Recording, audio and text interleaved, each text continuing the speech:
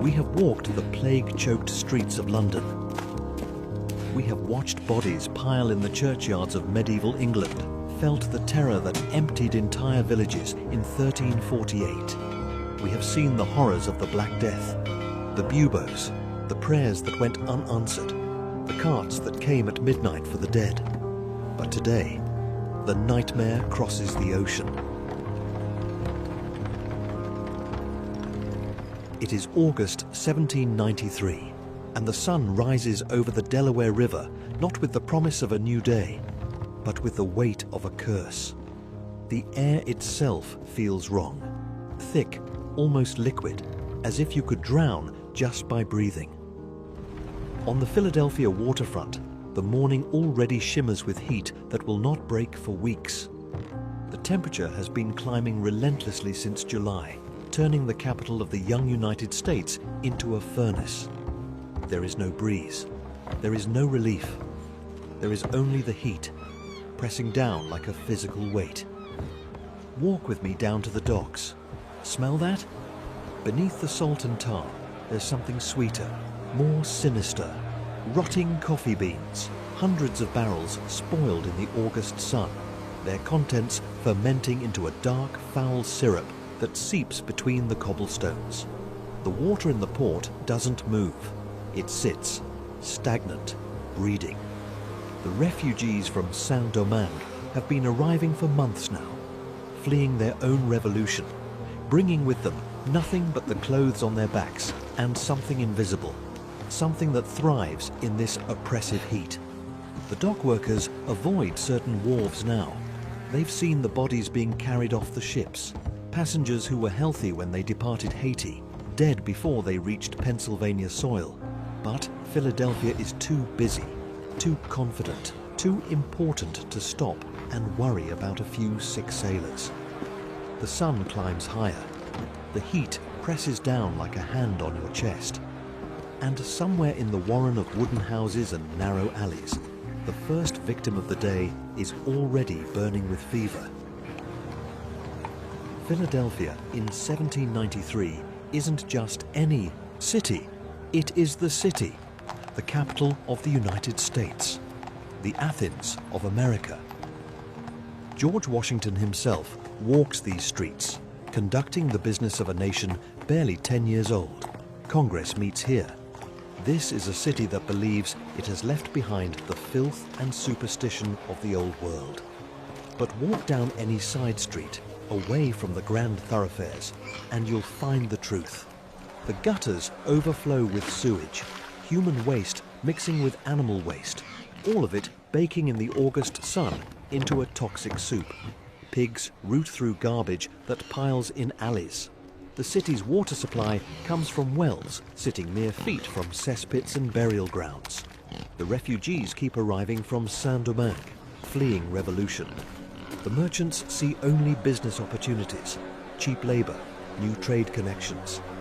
They don't see what's breeding in the water barrels on those ships, in the cisterns behind houses, in every forgotten bucket across the city. The mosquitoes are everywhere, but mosquitoes are always everywhere in summer. Nothing to worry about. The temperature climbs past 90 degrees. The city's arrogance is absolute. And in darkened bedrooms across Philadelphia, people are beginning to feel cold despite the heat. The first symptom, the one that means it's already too late. The color comes first. That's what separates this plague from the nightmare that stalked medieval London. No buboes swelling in the groin and armpits. Instead, the victims turn yellow. It starts in the eyes, the whites taking on a sickly, jaundiced hue that spreads across the skin like a stain. Within hours, the afflicted look as though they've been painted with sulfur and bile. The sun beats down on yellow skin under yellow skies, and the city begins to understand that something is catastrophically wrong. Dr. Benjamin Rush moves through the streets like a general, surveying a battlefield he's already losing. A signer of the Declaration, he has become Philadelphia's frontline soldier against an enemy he doesn't understand. His treatment? The same weapon doctors have wielded for centuries. bloodletting. Open the vein. Let the corrupt humours drain away. 10 ounces, 20, 30. Some patients are bled 4 times a day until they're as pale as ghosts, until they're too weak to even vomit. And the vomiting. God, the vomiting. This is where the yellow gives way to black. The fever climbs so high it cooks the blood in the stomach, and what comes up is the colour of coffee grounds, of old sin, of death itself. The black vomit becomes the mark of the condemned. Once you see it, you know. 24 hours. Maybe 48 if you're strong. But the outcome is inevitable. The heat doesn't break. The temperature at 2 in the afternoon feels like it might crack the sky open. And people start to change. Your neighbour, who you've known for 10 years, crosses the street when she sees you coming. Children are kept inside, away from playmates. Every cough becomes a potential death sentence. The social fabric that holds civilization together begins to fray. The coffin makers can't keep up with demand. The gravediggers work through the night. And Dr. Rush bleeds another patient and another, convinced that if he can just find the right balance, he can turn the tide. He can't. Nobody can. The invisible army of mosquitoes continues its work. And then the unthinkable happens.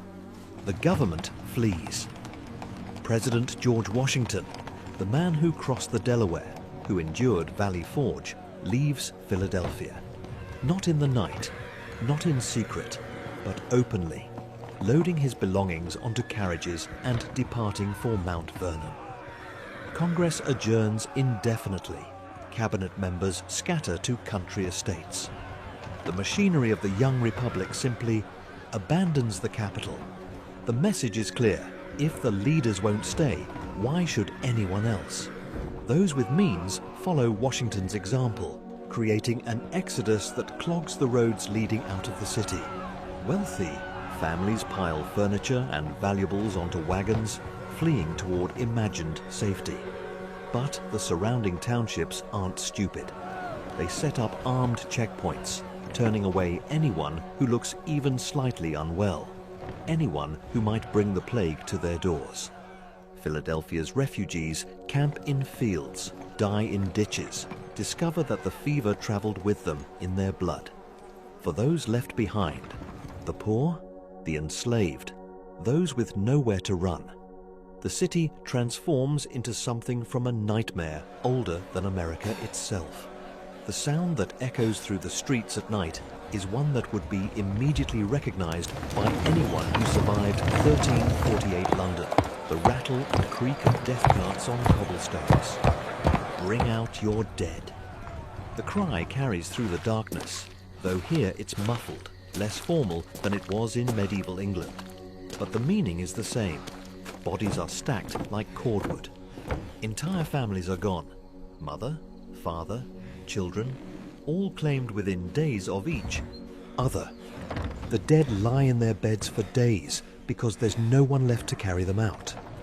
Houses are marked with chalk or paint, warnings to stay away, though by now everyone knows which homes harbour death. You can smell it from the street. The heat is monstrous. The city has become a pressure cooker of decay and terror. At night, the temperature barely drops, and the fevered victims thrash in sweat-soaked sheets, calling for water that no one dares bring them. The bravest souls, the Free African Society, who step forward when everyone else has run, move through the streets with vinegar-soaked cloths pressed to their faces, doing the work of angels and gravediggers simultaneously. It ends the way these things always end, not with human intervention, but with nature's mercy. October arrives, and with it, finally, a break in the heat. And on the morning of October 27th, Philadelphia wakes to frost, glittering on the cobblestones. The first hard freeze of autumn. Within days, the Eid-sized fever begins to recede. Within weeks, the crisis is over.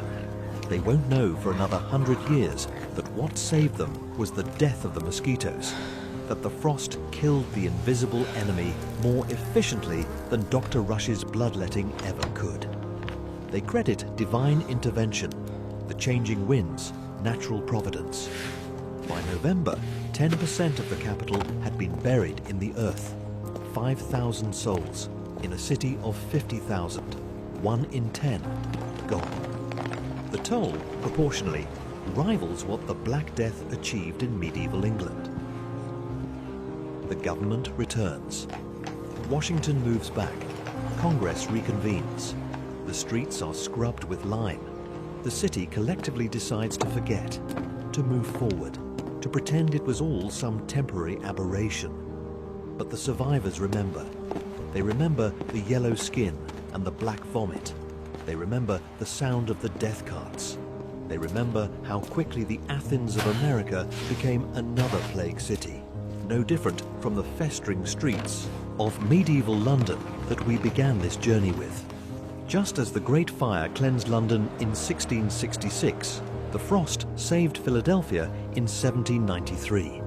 The American Black Death lasted only 3 months, but it proved that the New World was not immune to the Old World's nightmares. The plague crossed the ocean, and it thrived in the land of the free. If you want to see where this nightmare began, click here to watch our journey through the Black Death of 1348. Or, if you want to witness the filthiest city in history, the place where disease was a constant companion, click here. Because the truth is, the plague never really left us. It just changed its name, crossed an ocean, and waited for the perfect summer to strike again. The heat always returns, and when it does, the yellow fever remembers.